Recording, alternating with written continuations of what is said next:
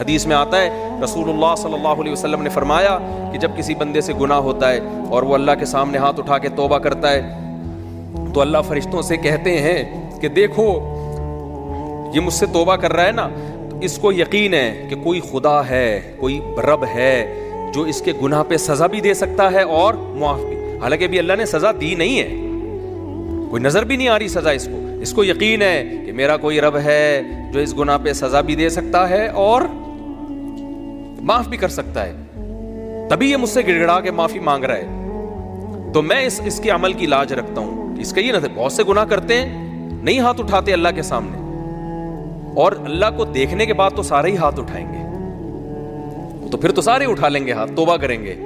اللہ کہہ رہے ہیں دیکھا نہیں ہے اس نے، میری آیات پر ایمان لایا ہے، میری نشانیاں دیکھ کر، میرے پیغمبروں کی دعوت پر لبیک کہا ہے، تو اس عمل کی لاج رکھ کے میں اس کی توبہ کو قبول کروں گا۔ حدیث میں آتا ہے پھر وہ دوبارہ گناہ کرتا ہے، پھر دوبارہ اللہ کے سامنے آ کے معافی مانگتا ہے۔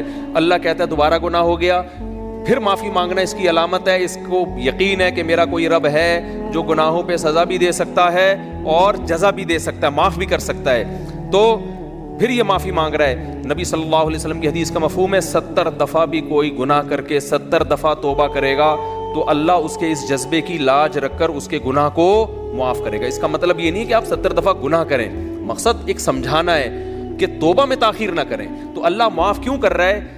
اس توحید والے نظریے کی بیس پر کہ اس کو پتا ہے کہ مجھے گناہ معاف کروانے کے لیے میرے پاس اللہ کے سوا کوئی آپشن نہیں ہے۔ تو توحید اللہ کو بہت پسند ہے، شرک سے اللہ کو بہت زیادہ نفرت۔